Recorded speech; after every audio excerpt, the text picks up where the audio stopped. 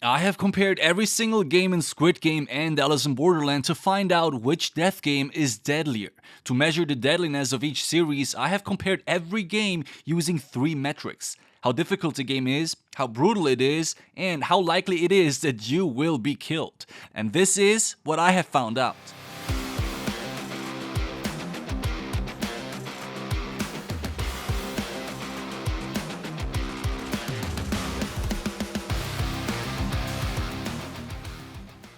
In Squid Game, 456 players participate in 6 deadly games to win 40 million US dollars. All games are played with their lives at stake. This means everyone is ready to manipulate, cheat, and abuse others into losing. If you think Squid Game is deadlier, then leave your vote down below. In Alice in Borderland, 3 friends are transported into an alternate world.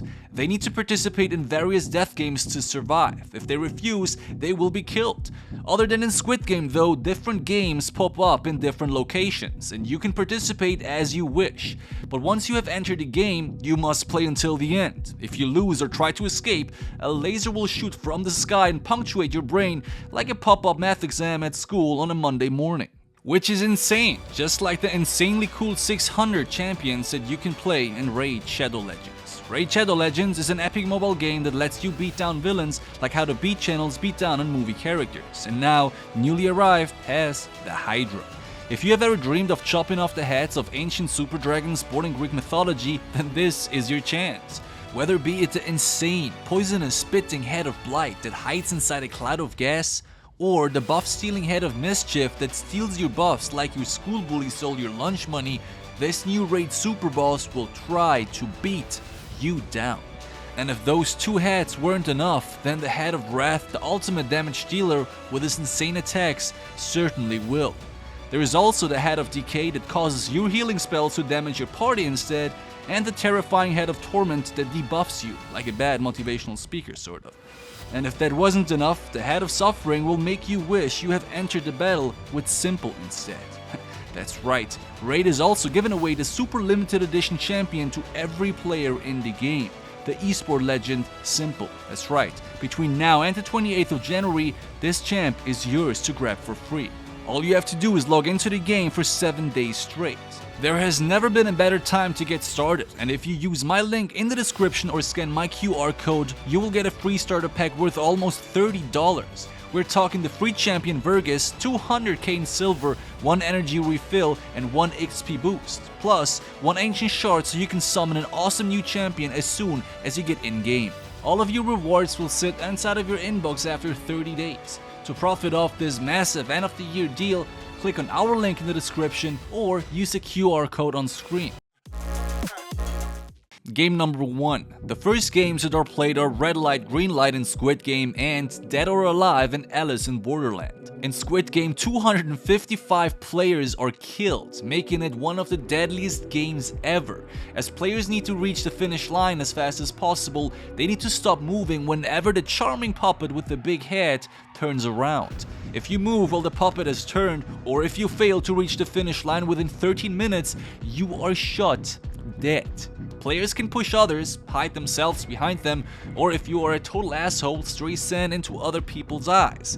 There is no reason to do that, of course, but it is a possibility. There are no rules. The clock is a factor, of course, that makes it more tense, but given the amount of time you have, it isn't too much of a worry. Now, this game is simple, pretty brutal, but absolutely deadly. The death rate stands at 56%. In Alice in Borderland, the game is much more complex. In Dead or Alive, a group of 5 needs to find a way out of a labyrinth. Each room has 2 doors, of which one means instant death, and only the other means survival. The players go through 8 rooms with each 50% chance of dying. There is also a time limit that makes this extremely demanding.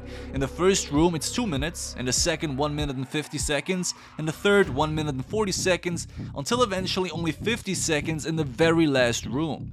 Given the tight time window and the torching flames that burn you to crisp if you shouldn't make it in time, this game is not just unforgiving, but also extremely taxing. There is no doubt that this game is more brutal and difficult than the game in Squid Game. But given the fact that there was a solution to be found which prevented anyone from dying, means that this game is overall less deadly. This game is simple to play but complex to figure out, relatively brutal but not deadly at all when solved. The death rate stands at 20%. Game number 2.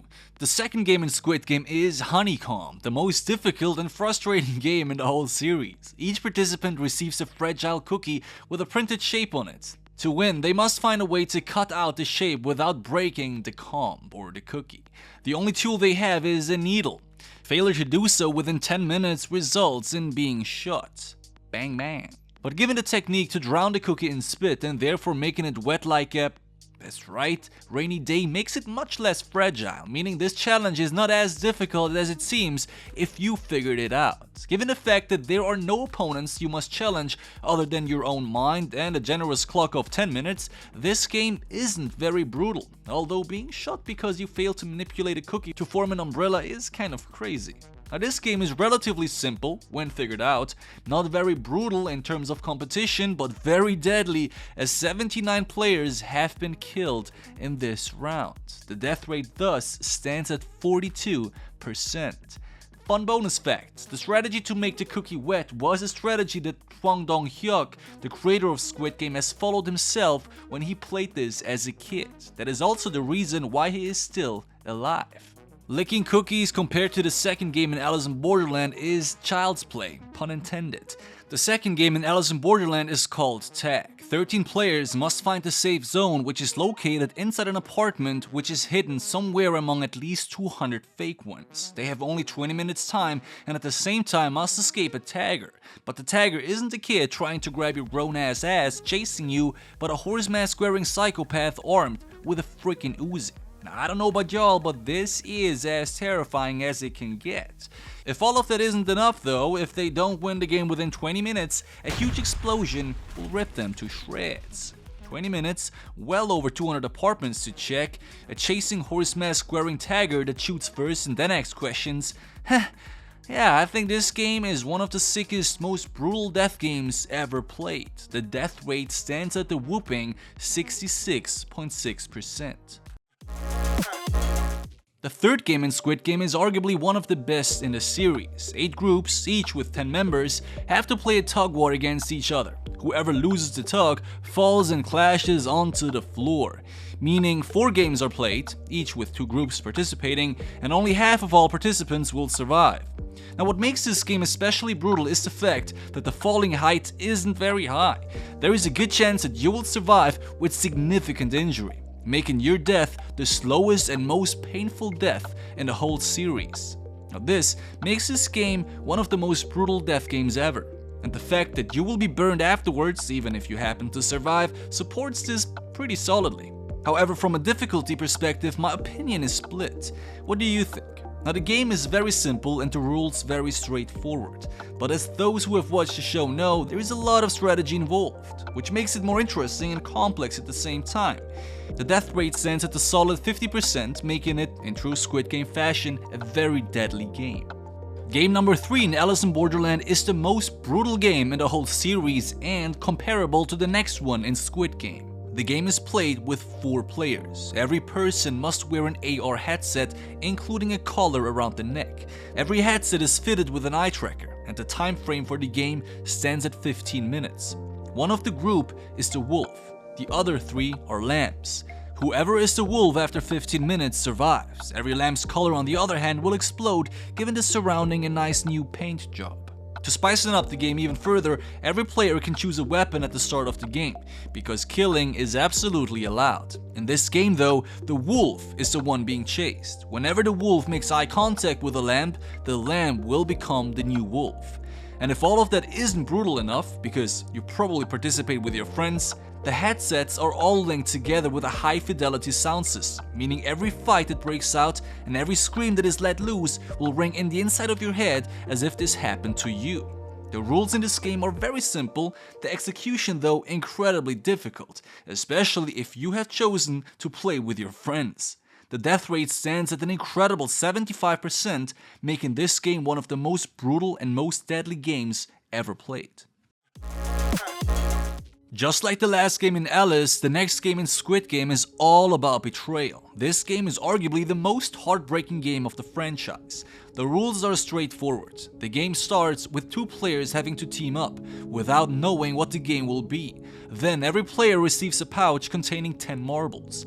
At this point, it is revealed that the next game is played among those who have teamed up, meaning either of them will die. And since most people team up with those that are closest to them, it means that betrayal is inevitable, making this game the most brutal game of the series. The game that is played though is entirely up to the players, and whoever wins all 10 marbles of their opponent wins the game.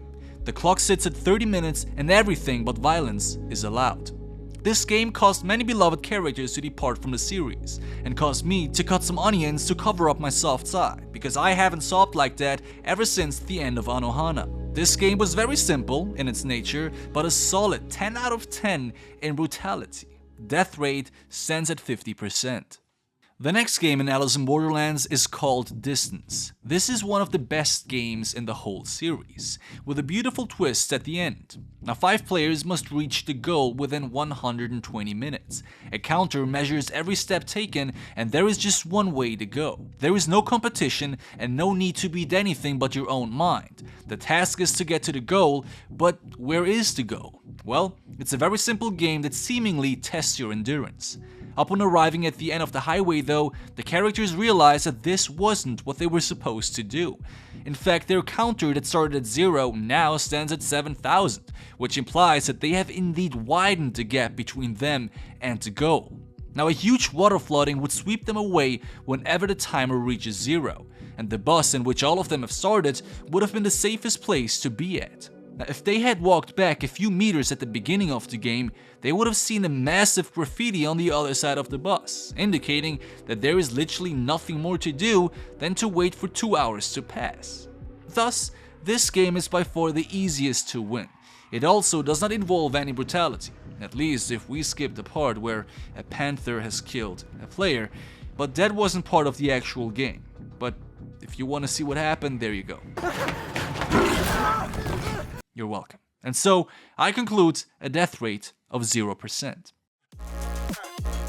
The glass tile game. I have fond memories of that one. The remaining 16 characters have to choose a number from 1 to 16 before knowing what the game will be.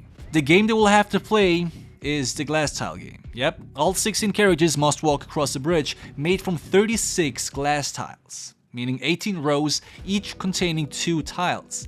The characters need to walk across given the number that they have picked. So first number 1, then number 2, and so on, until 16 has to try his luck.